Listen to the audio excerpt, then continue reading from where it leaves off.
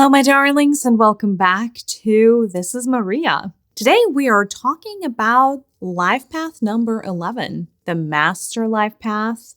I have already spoken about life path number 11 in my previous videos. That one was, a little bit on the shorter side. So I've gotten requests to do a more extended version on this beautiful life path, and I am happy to oblige. Now, before we get started, a couple of housekeeping items. If you're not meditating with me on our Sacred Universe podcast, you are missing out. We are uploading new meditations there every week. The meditations really vary. A lot of them are healing. Some of them are journeys into, different dimensions with different beings, with elemental beings, etc. Journeys to higher planes. So I wholeheartedly invite you to join me there. Meditation is one of the greatest hacks of staying aligned in a third dimensional dense world. And I figured the more people meditate, the better. Secondarily, my book is out. It's called 72 Keys to Manifestation, An Ancient Path of a Modern Day Alchemist. It is a book about manifestation. It is a book about creating the best life that you can using energy practices, using energy work, using the deeper science and alchemical understanding of how energy works within the universe. What are the different sources of energy? How can you make sure that you're tapping into the right ones? How to prime your body to be the receptacle for these energies? How to focus dispersed energy streams so that you can get things manifested in the physical faster and quicker, because usually the problem with manifestation is that it is delayed. All of those things and more are a part of the book, 72 Keys to Manifestation. It's available on Kindle, Amazon, and Audible. Alrighty, my darlings, let's dive into the life path number 11. It is one of my favorites. I love the energy of 11. I talk a lot about it. I talk a lot about 1111 portal. Literally, I feel like every year in perpetuity, I'm going to be making a video about the 1111 portal. I love it so much. And of course, Master Life Path 11 is a very special path. If you are wondering what life path number you are, please refer to my video, Life Path number 1. In that video, I go over how you calculate yours, etc. And also, frankly, you can just Google it. What is my life path number? And there are a variety of calculators out there online that would enable you to figure out what your life path number is. Now, if you're life path number 11, or somebody that you know is a life path number 11, this video is for you. Now, for those of you that are familiar with the life path, construct with the numerology, you know that there are essentially the 9 incarnations, 1 through 9, that are considered the more regular life paths. And then there are 3 master life paths, number 11, 22, and 33.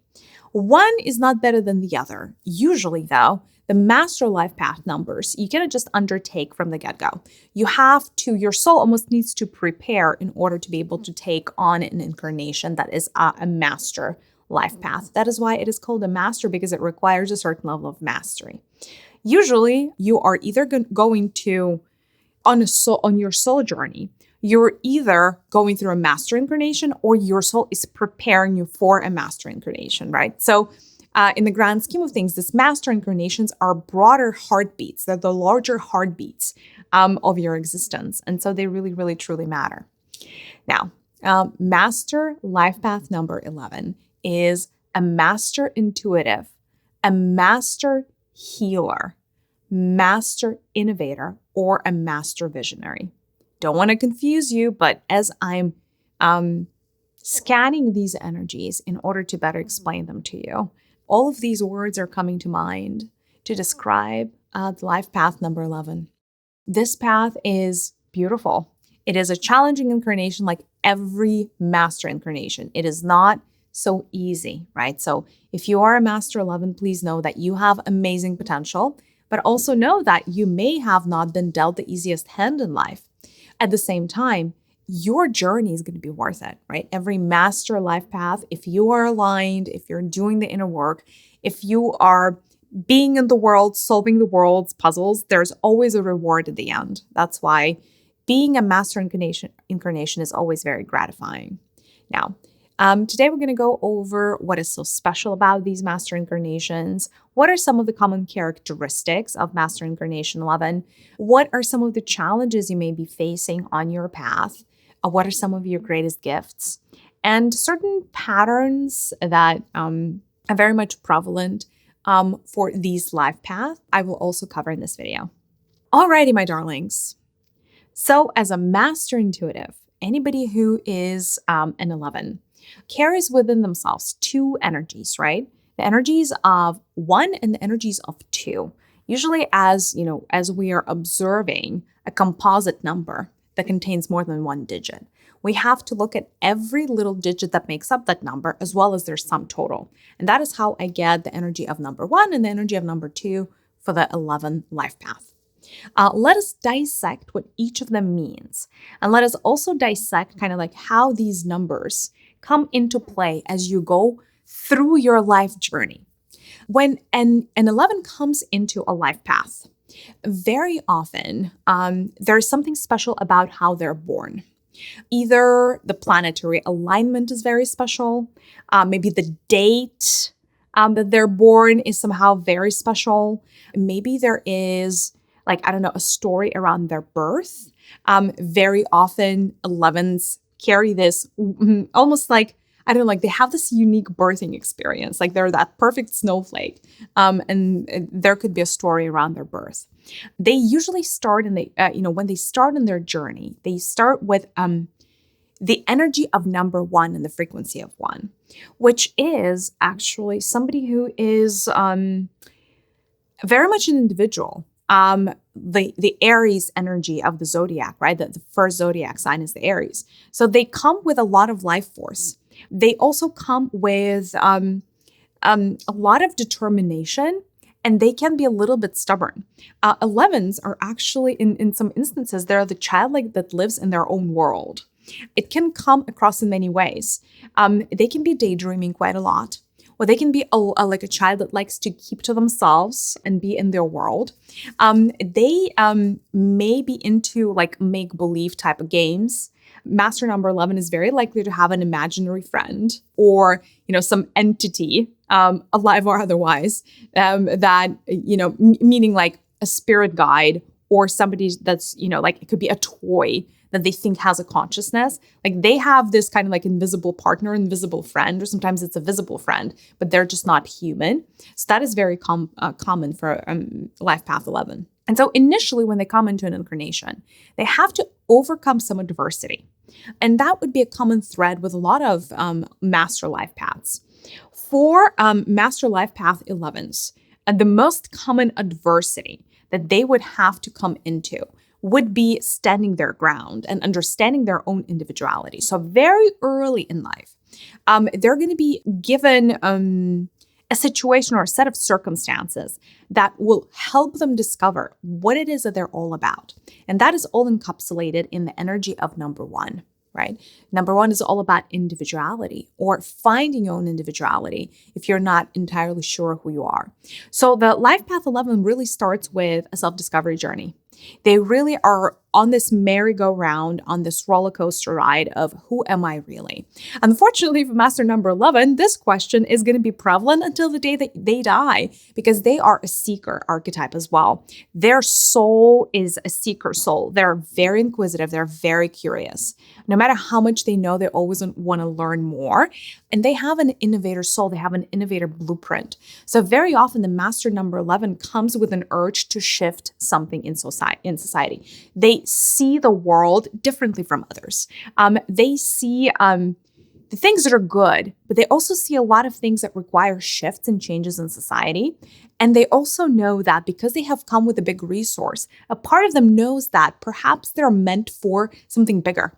Perhaps they're meant to start shifting certain vibrations and meant to, almost create some meaningful change in society. That doesn't happen for too many people. A lot of people, when they come into an incarnation, especially a dense planet like planet Earth, they feel completely discombobulated. They feel I don't really move the needle too much as one individual human. A master number 11 would not feel that. Very often even when they're a kid, a child, They feel like they're destined for bigger things, or they just know that one day they're just going to, I don't know, be big, do big things. I don't know, maybe move out of their like little shell or like their little house and go see the world. So there's a little bit of a wonder archetype as well with Master 11. They usually are a very bright child, right? So intellectually, there are smart children and they develop early. Their intellect develops early. That is why they're actually one of the most inquisitive children that you could come across. They always ask the question. They're like, it's almost like the proverbial kid that just asks about everything. Like, hey, mom, why is the sky blue? Hey, mom, why is this? Why is that? And parents of Master 11s usually struggle finding the answers to the questions, or shall I say, finding the answers that would satisfy this very curious soul. Because very often these Master 11s, when growing up, they catch on really quickly that their parents don't have all the answers, or their parents don't necessarily have the right answers, right? Like there's that level of dissatisfaction for the Master 11 when growing up, almost like their own world, their immediate surroundings is somehow small or not enough for them, and they almost like want to burst out into the bigger scene. Now, the challenge with Master 11 when growing up, they're usually given an adversary, and that is the challenge of this number 1, right? Like the figure 1.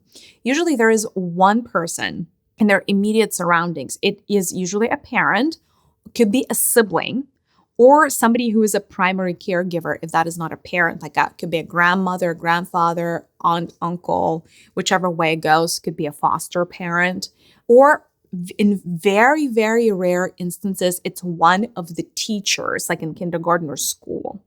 But that's more of an outlier. That's for like less than 10% of Master number 11s, that would be a teacher. But very often, early in life, a Master number 11 would come into contact with their main adversary. When I say adversary, it doesn't really mean rival, but it is a person that gets them outside of their comfort zone and gets them outside of their state of balance and state of equilibrium. It's almost like this person is the biggest catalyst for Master 11 to come onto their path, but it usually comes through trials and tribulations and through like a conflict. So this person who's in control, usually an older person, the adversary, they usually try to steer the life path 11 into a particular way of being, or that the life path 11 doesn't feel is right for them.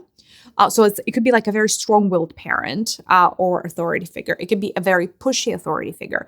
It could be the let me tell you how to live type of authority figure. It could be do this, don't do that type of authority figure. It could be the you're not enough the way that you are authority figure that always picks on the Master 11 or tells them this is, how you're falling short of my expectations.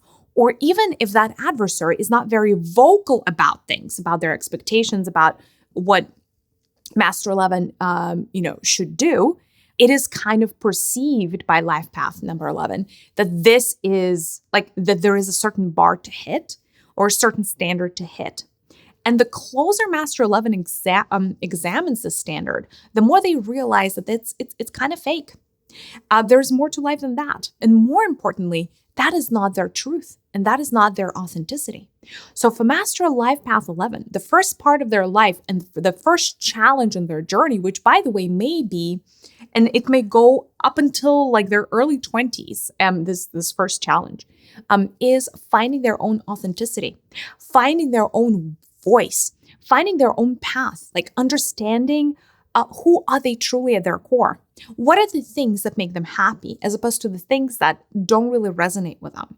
And so for Master number 11, it is very important to graduate from this mentality of, hey, I'm here to please that one person who is my authority figure. I'm here to live into their blueprint and realize actually, no. Their way is not my way. Their way is not the only way. And frankly, I have nothing no vested interest in trying to be good, quote unquote, for them, right?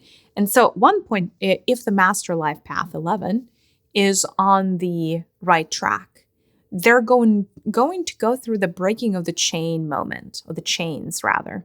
They're going to step out of this relationship where they're being a little bit suppressed, where their natural talents may be frowned upon. And their challenge early in life is to step outside of that control, stand on their own 2 feet, and realize that no, they are their own North Star. They are their own barometer. They are their own compass, if you will. Because once they stand in that sovereignty, once they stand in that personal strength, once they stand in that personal integrity, a lot of things are going to start to open up for them, but not before. Before, when they are in that victim mode, when they are in the people-pleasing mode, their life actually feels they feel stifling. Like it feels stifling. They feel like they're suffocating almost. That's not the right way to be for life path number 11, because life path number 11 is here to do great things. Remember how they are a master intuitive, a master healer, potentially a master innovator or an inventor. And all of these things come later in life if they stand in their own sovereignty, if they stand in their own wholesomeness, if that makes sense, right? Like where they become a law upon themselves. Now, what are some of the other challenges on the path of life, on the 11 life path? The issue of balance, the issue of equilibrium, and the issue of combining things that at face value are hard to combine are paramount. They are the common thread for life path 11 all throughout their lives. Because there are, so like if you think about actually the numeric representation of 11, it's 2 figures 1. It's 1 and 1. It's almost like 2 parallel paths. So the life path 11 always balances between polarities. They are actually extremely aware of polarities in every way, shape, and form. What are the polarities that they're very aware of? Gender polarity is one. Masculine energies versus feminine energies. Balancing the two could be a very, very common thread.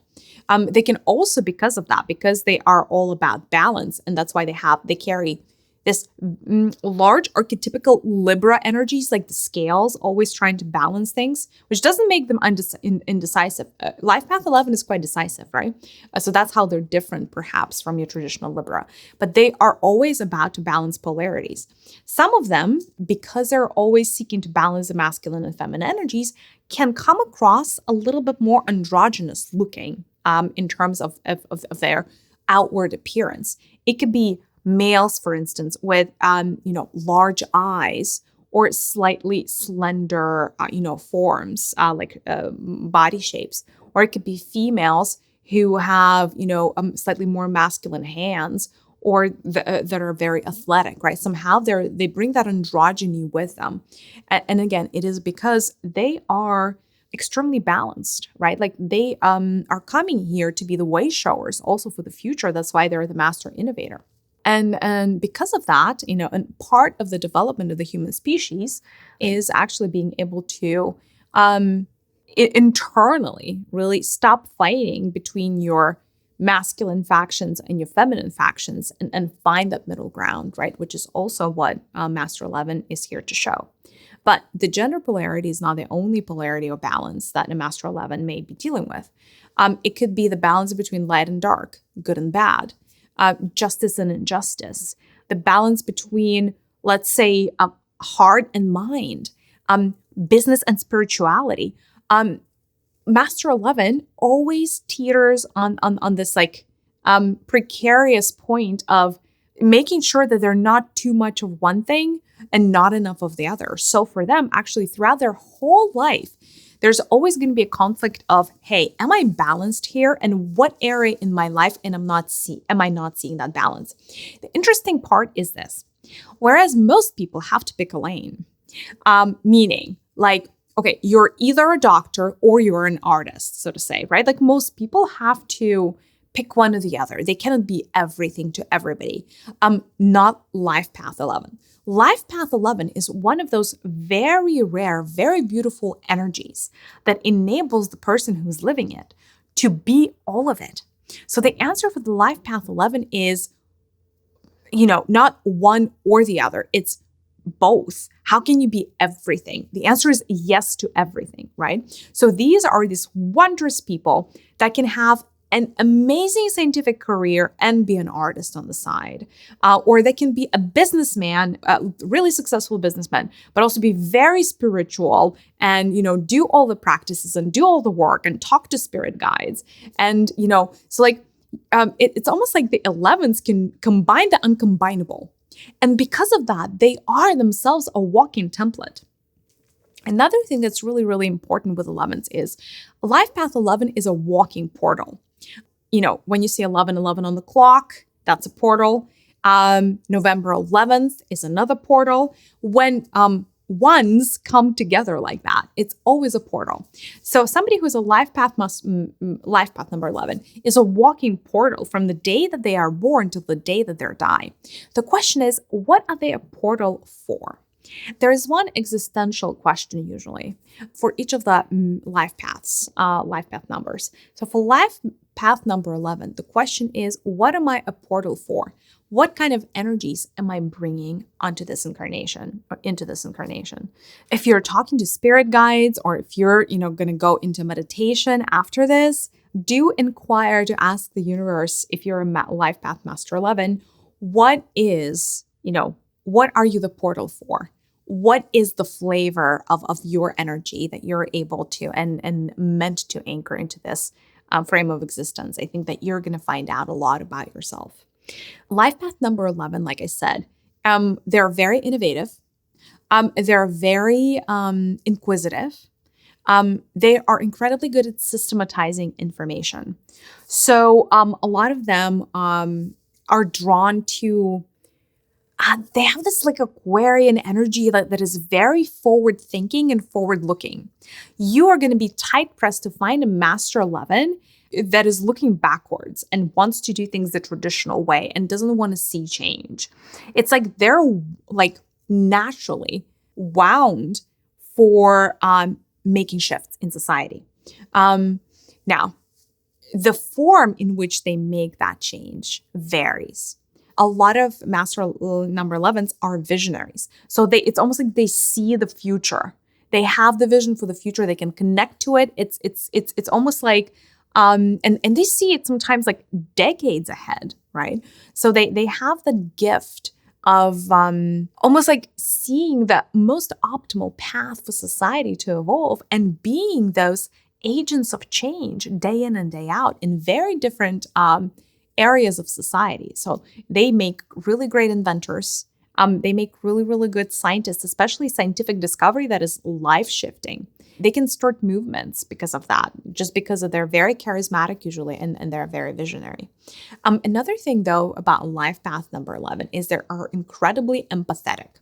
So that is on the challenging side actually for them. Although, everything, being an empath is a great gift because it allows master 11s to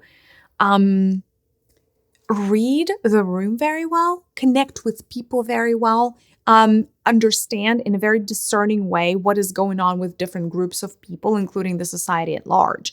And of course, in order to be an innovator, in order to understand what this society needs next, you need to understand where they are right now. So it is a very important tool for them to be an empath. However, because of that, master 11s usually struggle with taking on too much of the energy of others.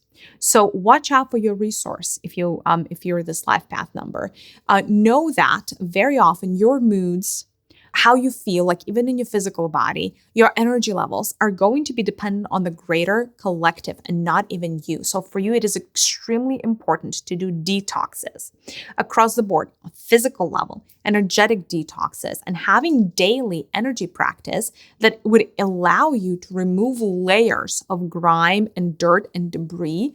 It's almost like you need to do the shedding of the skin, like the snake, almost daily. for you to feel optimal. Otherwise, your vessel has a higher propensity for getting clogged, energetically clogged, like your vessel meaning your body, compared to pretty much any other number because you're so receptive. Now, going back to the idea that you're a portal. When you're a portal, that usually means that you're anchoring an energy of a particular kind, usually a particular frequency, color, or wave, color wave, from the universe onto the planet Earth. A lot of life path 11s are grid workers. What does that mean? That you take the energy from the universe, you absorb it usually through your higher centers, and then you essentially give that energy away, and you give it out through the soles of your feet into the grid of the planet Earth. The planet Earth has a crystalline grid. Very often, life path number 11 would be subconsciously and in the background working on the grid of the planet Earth. That is because you're like this transmission tower, not even transmission tower, but you're like this, not even an antenna, because like you're almost like a pipe, like a pipeline, a receptacle, if you will, that is supposed to take from the higher dimensions and bring into the lower dimensions.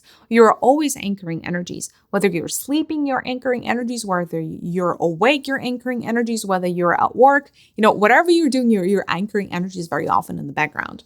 Because of that, your body can become clogged and you can be overwhelmed. So usually, because you're receiving with your higher centers, your mind is going to be very, very busy because a lot of energy is going to pass through your mind. But your mind can be your biggest blocker as well. You may feel like there's too much that's going on. Sometimes it's harder for you to focus on things. The impatience is right here as well with Master Life Path 11. A lot is happening in your higher centers, overactive.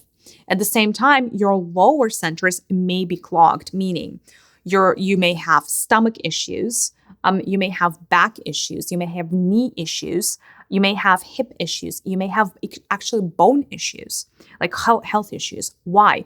Especially in the bones, like in the lower, like a lower area of your body, because that is the part of your body that is responsible for giving. So the top part of your body is responsible for receiving. The bottom part of your body is responsible for giving out into the earth.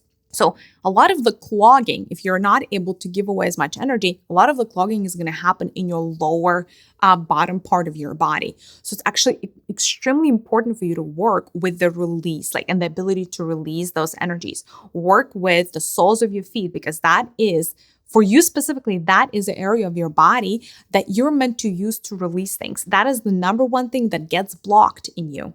And as well, work with your spinal cord, right? So it's very important for you to actually, when you're doing, when you're feeling suboptimal, do like a quick chakra balancing or chakra alignment exercise. By the way, I have a meditation in our Sacred Universe podcast that is about this chakra balancing.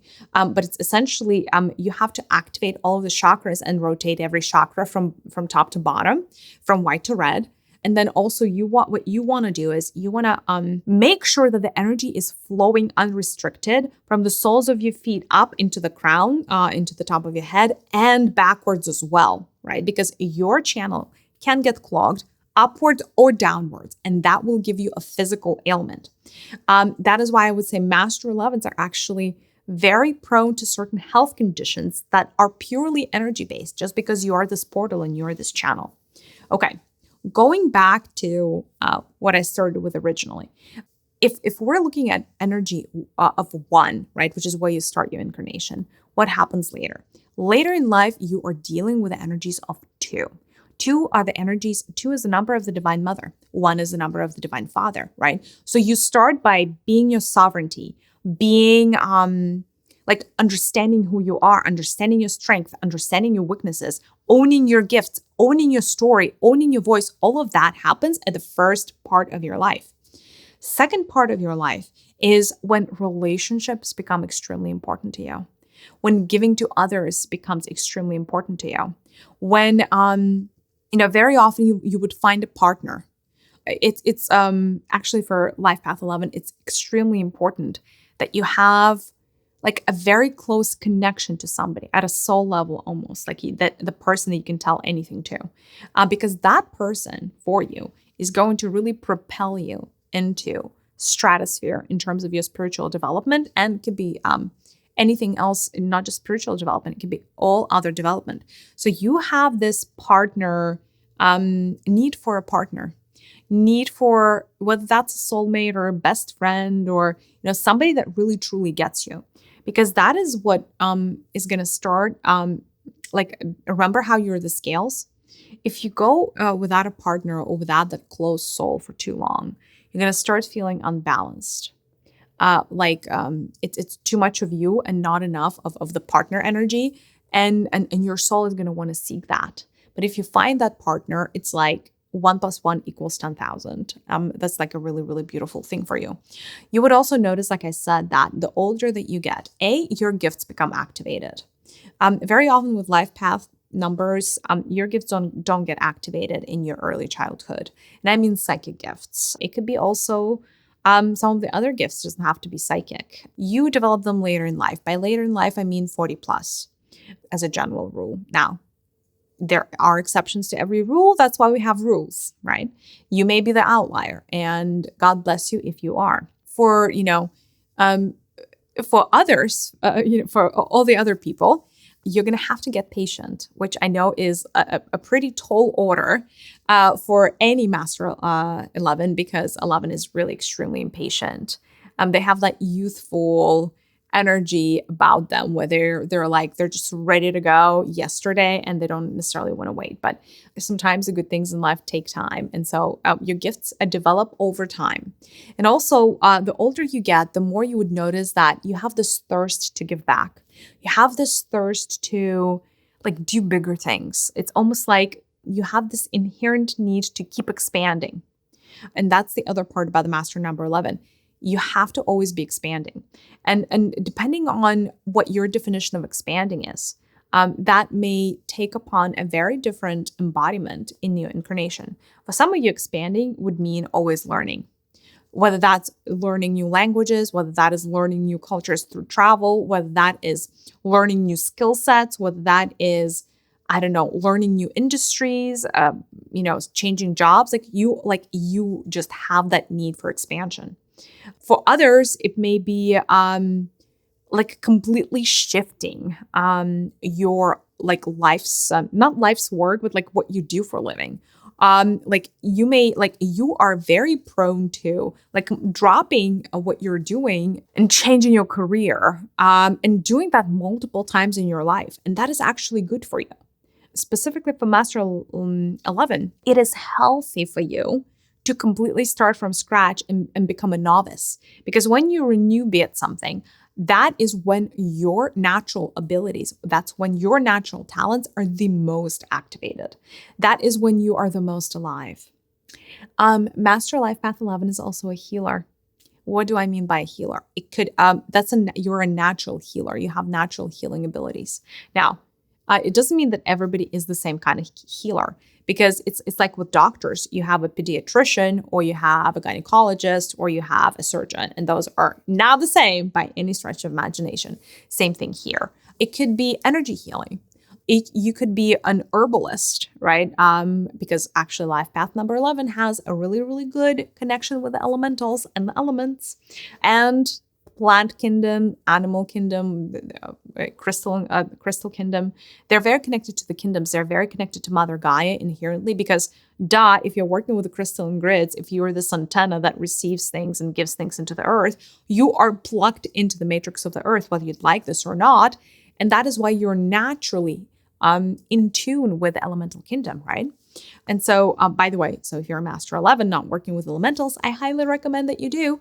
On my podcast, and this is Mariya, I've done some old episodes way back about pretty much every kind of elemental you can imagine. So you may be curious to listen to those older episodes. Going back to the healer archetype, you could be a planetary healer, right? You could be called to do planetary work, whether that is working with crystalline grids of the earth, working with ley lines, working with certain places of power. That is another thing with Master 11s. You would, because you're so connected to the topography and geography, if that makes sense, of planet Earth, topology, you may be called to make this, to go to certain places, like the pilgrimage is extremely important for you.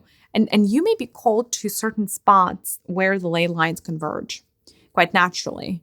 Whether that is, I don't know, Stonehenge, Machu Picchu, or some of the lesser known places, like just literally like a random place on the map. It's important for you to be extremely in tune with what is that spot on planet Earth that is calling you?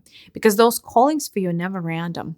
They're usually like a stepping stone to something that is really, really important to the energies that you're meant to anchor. It's going to really amplify your potential, and help you a lot with soul retrieval and optimizing your energy state. So I highly, highly encourage you to travel to these places of power, to travel to these, ancient sacred sites, because they really impact you. They impact you more so than a lot of other people, because you are able to tune into their energy and absorb them like a sponge and come out on the other side having all the insights that, a lot of other people just can have naturally. You have a lot of psychic abilities, but again, they may develop later in life. For Life Path 11, claircognizance, clear knowing is actually really, really prevalent. Clairvoyance later in life as well. I would say those are the major two. Although clairsentience, also to like a large degree all throughout, right? Like a clear feeling, just feeling you're really good at feeling your surroundings. Certain places will give you creeps. Certain people will give you creeps. That's completely normal. Comes with the territory of being the master empath. Yeah, I mean, this is a beautiful life path, you guys. If you're a Master 11, know that you are just, oh my God, so powerful. But also, you're on the cutting edge for humanity. What you came here to do is jumpstart a revolution. And to some degree, yeah, the question is in what way and where, right? You are not afraid and not fazed by being different.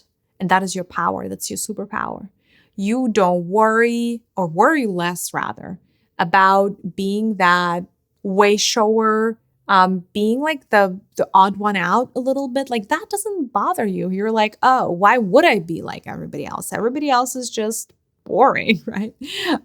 So because you don't have this, you don't feel the stigma that most other people associate with being odd or just different. You are able to really move into true creation and true innovation without some impediments that other people have to deal with, like doubts. Like very often the 11s are not held back by doubt. And that is because you're like that one, the energy of the one that you carry so deeply into your blueprint.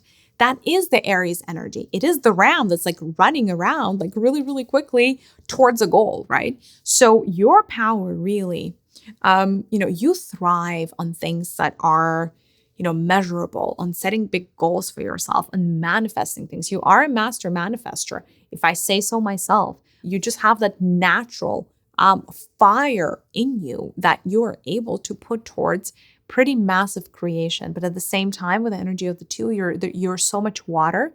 And so it's like you're both fire and water, these two energies coming together that are really bringing in true abundance for planet Earth. So they are able to both ignite change and sustain change over time. In terms, and so that's a really, really great blessing. I wanted to see if the collective has any questions on the life path number 11. I'm ready to receive the question. The question is, what is the biggest curse of master number 11?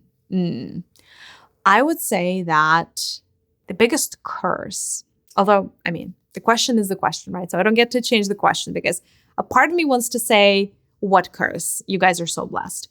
But if I had to answer the question, what is the biggest curse? I would say the challenge to find balance. The challenge with Master 11 is, despite the fact that to an outside world, they may feel completely balanced and like they have it together, they never feel that way. So your biggest challenge is feeling okay with where you are. Because even if you're 1% off, for you, it's like, oh my gosh, I'm off, right? Like there are two states of the Master 11. I'm in balance or I'm out of balance. The problem is your out of balance happens really, really quickly. So any one little thing can get you out of balance, or the feeling, you're just like, oh, I'm just not there.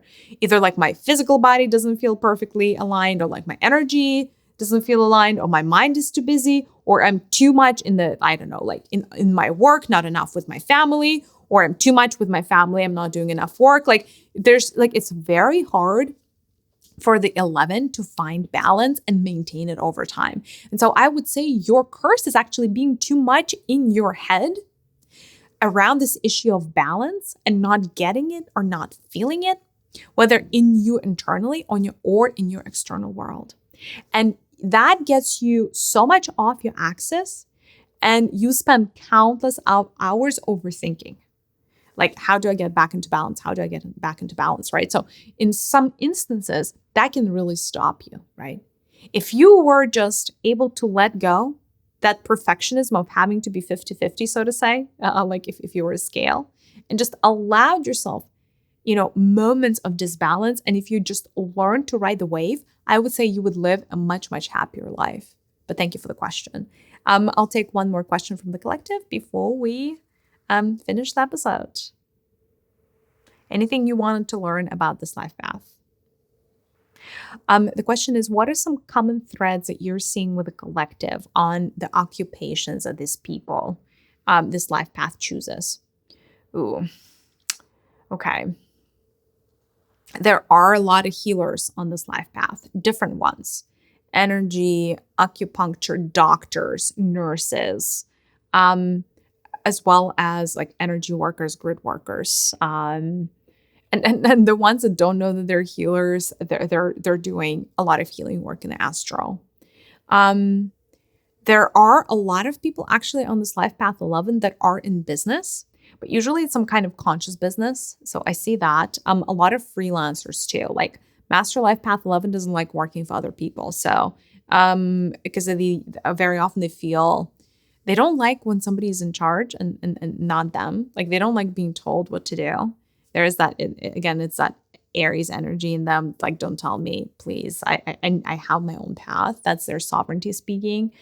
So very often they're either entrepreneurs or like freelancers, or they're just like, doing it their own way. Enough of them are in politics and activism and in charitable, like non-profits actually. Because they're very mission driven. 11s are very, very mission driven. And then enough of them are in science. Science and innovation of some sort. In this case, like it could be anything from technology. Like technology is a very innovative field, but they do gravitate towards technology. Enough of them are in space, like the space industry. But anything that's innovative. And they like impact, and they like spreading, covering ground, if that makes sense. Like they like the concept of expansion. So they're also really good at sales.